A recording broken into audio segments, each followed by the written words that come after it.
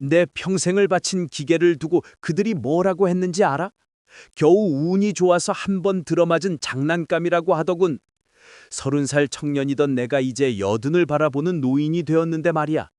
내 손은 이미 거칠어질 대로 거칠어졌고 눈은 침침해서 돋보기 없이는 톱니바퀴 하나 제대로 보이지도 않는데 그들은 내 인생을 통째로 부장했어. 경도위원회의 그 잘난 천문학자들 말이야. 그들은 하늘의 별만이 길을 알려줄 수 있다고 믿는 오만한 자들이었지. 내가 만든 이 작은 시계가 바다 위에서 수천 킬로미터를 달리고도 단 몇 초의 오차도 없이 시간을 버텨냈을 때 그들이 보여준 건 경탄이 아니라 시기심이었어. 자메이카까지의 그 험난한 항해를 이겨내고 돌아온 내 시계 H4를 두고 그들은 말도 안 되는 억지를 부리기 시작했지. 이건 우연이다. 다시 한번 증명해라. 아니면 시계 제작법을 전부 공개하고 시계 2개를 더 만들어라. 심지어 내가 자식처럼 아끼던 시계를 강제로 빼앗아가기까지 했어. 천문대 차가운 바닥에 내 시계들을 아무렇게나 던져놓던 그들의 무심경한 손길을 잊을 수가 없어. 그때 내 심장이 갈갈이 찢기는 것 같았거든. 관료주의라는 게 참 무섭더라고. 서류 뭉치와 복잡한 절차 뒤에 숨어서 한 사람의 인생을 서서히 말려 죽이는 거야. 그들은 내가 죽기만을 기다리는 것 같았어. 내가 죽으면 이 모든 귀찮은 논쟁도 끝날 거라고 생각했겠지. 하지만 난 포기할 수 없었어. 내 아들 윌리엄이 나를 대신해 싸워줬지만 벽은 너무나 높았지. 결국 나는 결심했어. 내 생의 마지막 불꽃을 태워서라도 이 거대한 벽을 무너뜨려야겠다고 말이야. 무릎이 떨리고 숨이 가빠왔지만 나는 멈출 수 없었어. 그렇게 나는 영국의 국왕 조지 3세를 직접 찾아가기로 했지. 80살의 늙은 시계공이 왕을 직접 만난다는 게 얼마나 무모한 일인지 나도 잘 알았어. 하지만 나에게는 진실이라는 무기가 있었고 내 손으로 만든 완벽한 시계가 있었지. 윈저성으로 향하는 마차 안에서 나는 내내 내 주머니 속의 시계를 만지작거렸어. 이 작은 기계장치 안에 내 모든 청춘과 열정, 그리고 바다에서 죽어간 수만 명의 영혼이 담겨 있다고 생각하니 눈물이 핑 돌더군. 왕 앞에 섰을 때 내 목소리는 가늘게 떨리고 있었어. 폐하, 제가 평생을 바쳐 만든 이 시계는 단순한 물건이 아닙니다. 이것은 바다의 지도를 바꿀 열쇠이며 우리 영국 해군의 목숨을 지켜줄 방패입니다. 그런데 저 오만한 학자들이 제 진심을 짓밟고 있습니다. 나는 떨리는 손으로 내 억울함을 호소했고 내 시계가 보여준 그 놀라운 기록들을 하나하나 읊었어. 조지 3세는 말없이 내 이야기를 듣고 있었지. 그의 눈빛은 차가운 학자들과는 달랐어. 그는 과학을 사랑했고 무엇보다 실질적인 가치를 알아볼 줄 아는 사랑이었거든.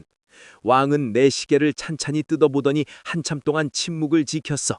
그 정적이 얼마나 길게 느껴졌는지 몰라. 내 심장 소리가 마치 고장난 시계 태엽처럼 불규칙하게 요동치고 있었지. 만약 여기서 거절당한다면 내 40년의 세월은 정말로 물거품이 되는 거였으니까. 이건 단순히 돈의 문제가 아니었어. 내 이름 석자와 내가 증명하고자 했던 진리가 세상에 인정받느냐 마느냐의 갈림길이었지. 이 늙은이의 마지막 자존심이 걸린 도박이었던 셈이야. 드디어 왕이 입을 열었을 때 나는 내 귀를 의심했어. 하나님 맙소사, 해리슨, 당신이 옳소. 내가 직접 당신을 돕겠어. 그 한마디에 내 가슴을 짓누르던 거대한 바위 덩어리가 한순간에 부서져 내리는 기분이었지. 왕은 경도위원회의 그 고리타분한 학자들에게 본때를 보여주겠다고 약속했어. 직접 자신의 개인 천문대에서 내 새로운 시계 H5를 테스트하겠다고 선언한 거야. 권위라는 이름 뒤에 숨은 편견에 정면으로 맞서겠다는 뜻이었지. 나는 다시 작업대로 돌아왔어. 눈은 더 어두워졌고 손가락 끝에 감각은 무뎌졌지만 내 심장은 그 어느 때보다 뜨겁게 뛰고 있었어. H5는 내 생의 마지막 작품이자 세상을 향한 마지막 외침이 될 터였지. 태엽 하나를 깎고 나사 하나를 조일 때마다 나는 내 영혼을 불어넣었어. 이 기계가 멈추는 날이 내 심장이 멈추는 날일 거라고 다짐하면서 말이야. 그렇게 완성된 H5는 국왕의 손에 전달됐고 세상에서 가장 엄격한 시험대에 오르게 됐지. 매일 아침 국왕이 직접 시간을 체크하고 기록하는 그 떨리는 나날들이 이어졌어. 만약 여기서 단 1초라도 어긋난다면 나는 영영 사기꾼으로 낙인 찍힐지도 모르는 일이었으니까. 하지만 나는 내 시계를 믿었어. 수만 번의 시행착오를 거친 그 정교한 균형을 믿었으니까. 결과는 그 누구도 부정할 수 없을 만큼 완벽했어. 왕은 만족했고 나를 괴롭히던 그 오만한 학자들은 할 말을 잃었지. 드디어 나는 수십 년 만에 정당한 인정을 받을 수 있게 된 거야. 하지만 내 승리는 거기서 끝나는 게 아니었어. 내 시계가 증명한 건 단순히 시간의 정확성이 아니었거든. 그건 인류가 바다를 정복할 완벽한 방법을 찾아냈다는 신호탄이었어. 그리고 이 내 작은 승리는 예상치 못한 곳에서 더 큰 물줄기를 만들어내기 시작했어. 머나먼 바다 한가운데서 내 시계의 복제품을 들고 미지의 세계를 향해 나아가는 한 남자가 있었거든. 그의 이름은 제임스 쿡이었어. 쿡 선장이 그 거대한 돛을 올리기 훨씬 전부터 나는 이미 나만의 소리 없는 전쟁을 치르고 있었어. 왕은 불같이 화를 내며 경도위원회 그 고리타분한 학자들에게 직접 경고를 날렸지. 이 노인이 평생을 바쳐 이룩한 업적을 당신들이 무슨 권리로 부정하느냐면서 말이야. 왕의 강력한 개입 덕분에 나는 드디어 그 지긋지긋한 싸움을 끝낼 수 있었어. 경도위원회가 내놓지 않으려고 그토록 발버둥치던 나머지 상금을 받아낸 그 순간을 잊지 못해. 내 손에 쥐어진 그 보상금은 단순히 큰 돈이 아니었어. 그건 지난 40년 동안 내가 겪어야 했던 모든 멸시와 조롱에 대한 위로였지. 사람들은 나를 그저 운 좋은 시계공이라고 불렀지만 나는 알고 있었어. 내가 증명한 건 기계의 정확성이 아니라 한 인간의 집념이 세상을 바꿀 수 있다는 사실이었거든. 상금을 손에 쥐고 돌아오던 길에 나는 내 거친 손마디를 가만히 내려다보았어. 젊은 시절에 팽팽했던 피부는 온데간데 없고 주름진 껍데기만 남았지만 마음속에서는 형언할 수 없는 해방감이 밀려오더군. 이제야 비로소 편히 눈을 감을 수 있겠다는 생각이 들었지. 내가 만든 이 작은 기계장치가 바다 위에서 수많은 생명을 구할 거라는 확신이 들었으니까. 하지만 내 이야기는 여기서 끝이 아니었어. 내가 승리를 거둔 그 시각, 이미 내 시계의 복제품을 가슴에 품고 미지의 바다로 나선 사내가 있었거든. 제임스 쿡 선장은 내가 만든 기술이 실제로 세상을 어떻게 바꿀 수 있는지 보여줄 진정한 시험대였어. 그는 라컴 캔달이 만든 내 H4를 본따 만든 복제품 K1을 보물처럼 맡겼지. 쿡은 그 시계를 두고 단순히 시간을 재는 도구가 아니라 항해사의 생명을 지켜주는 영혼이라고 말했어. 그는 남극해의 얼음장 같은 추위 속에서도 그리고 적도에 타오르는 열기 속에서도 그 시계를 믿고 나아갔지. 당시의 지도는 곳곳이 비어있는 불완전한 그림에 불과했어.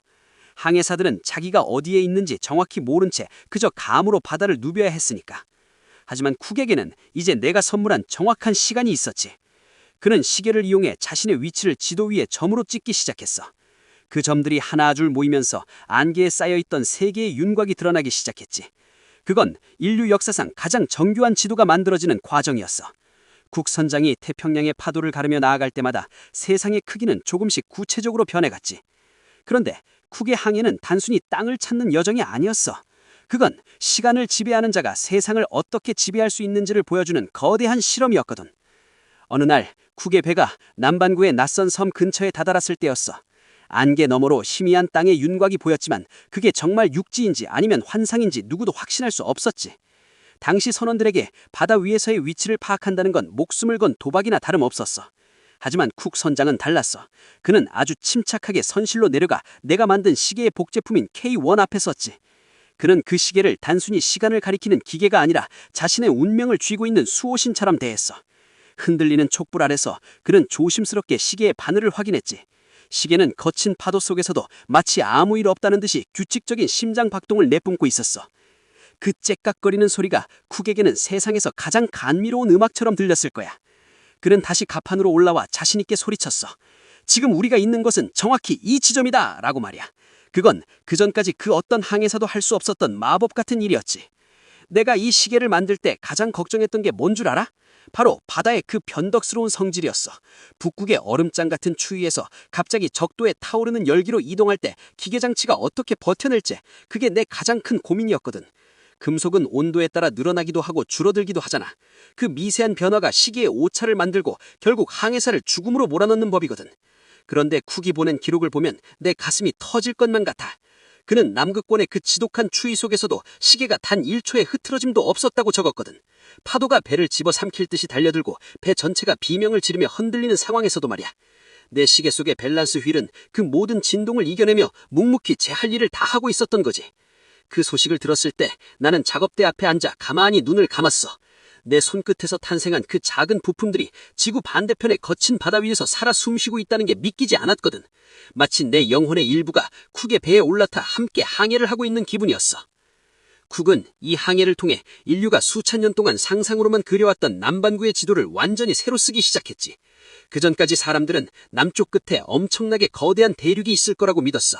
지도 제작자들은 그 확인되지 않은 땅에 테라 아우스트랄리스 인코그니타라는 멋진 이름을 붙여놓고 상상의 나래를 펼쳤지. 하지만 쿡은 내 시계를 들고 그 상상의 대륙이 있는 곳을 샅샅이 뒤졌어.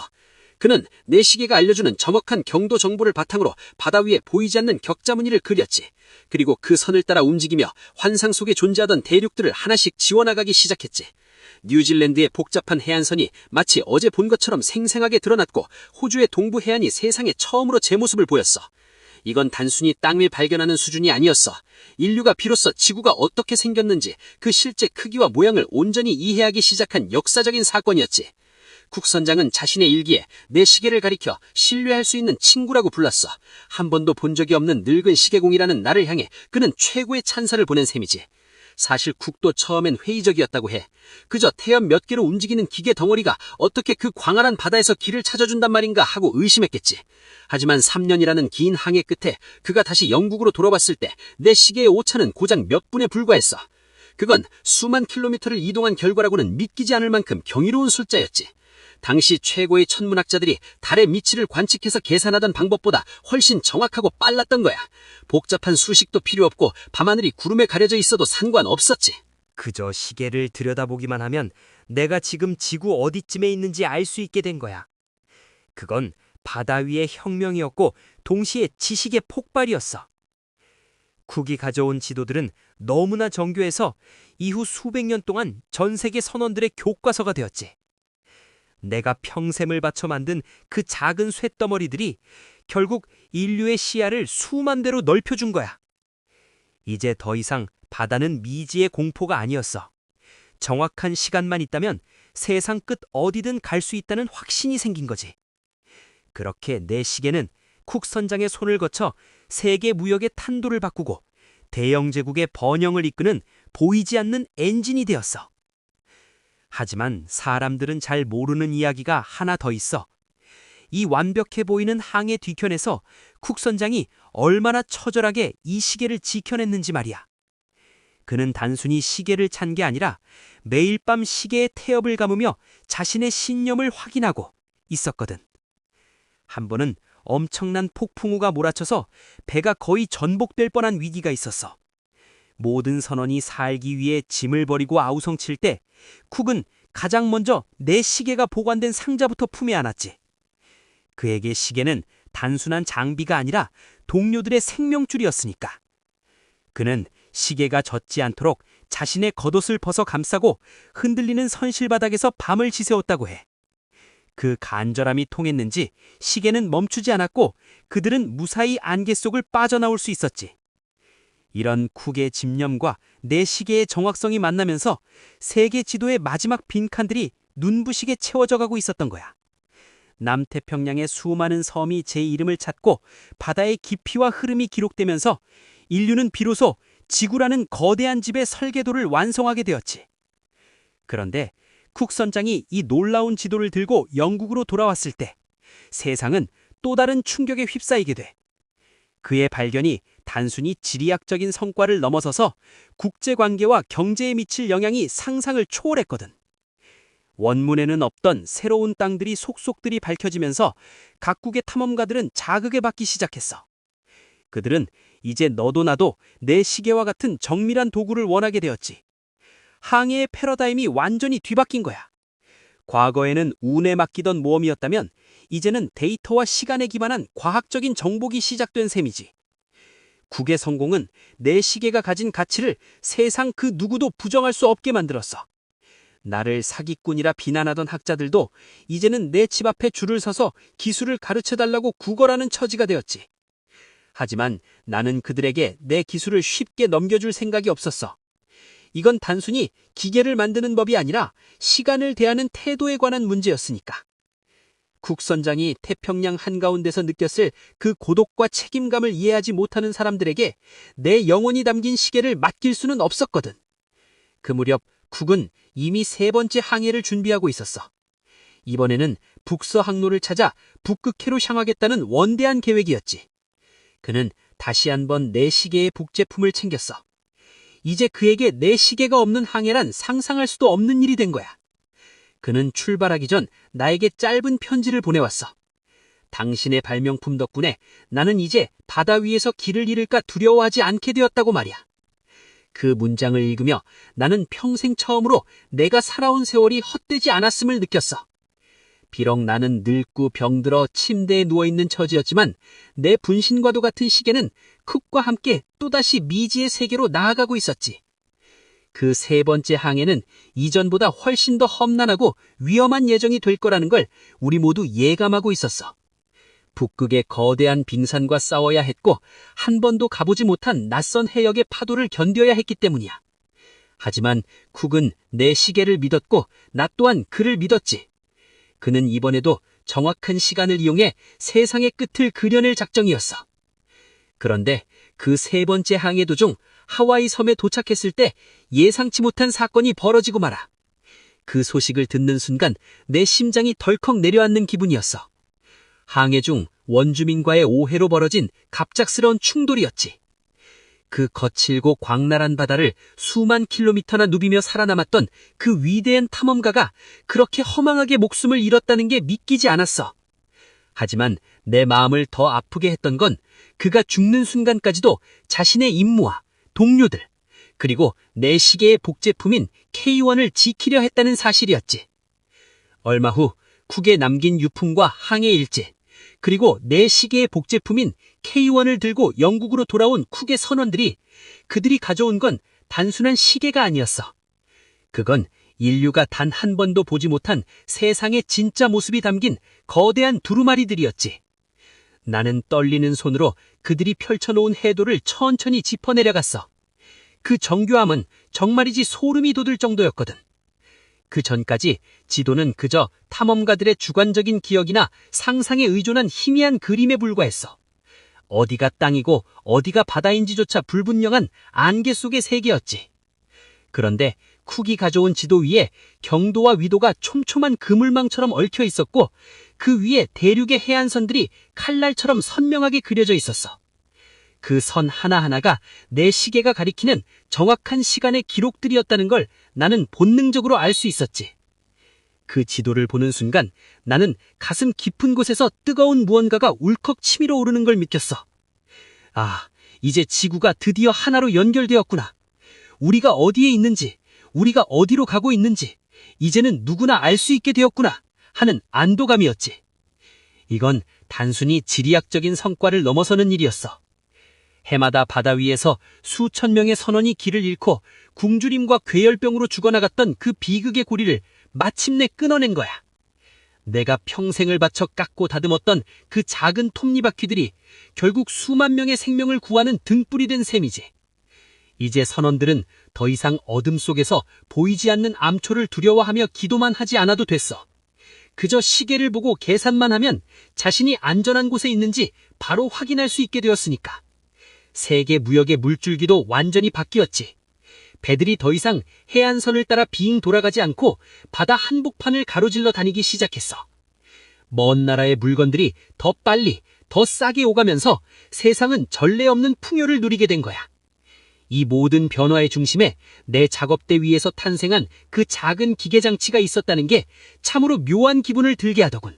하지만 정작 그 공로를 인정받는 길은 여전히 험난했어. 경도위원회의 그 고리타분한 학자들은 끝까지 내 시계가 운이 좋았을 뿐이라며 깎아내리기 바빴거든.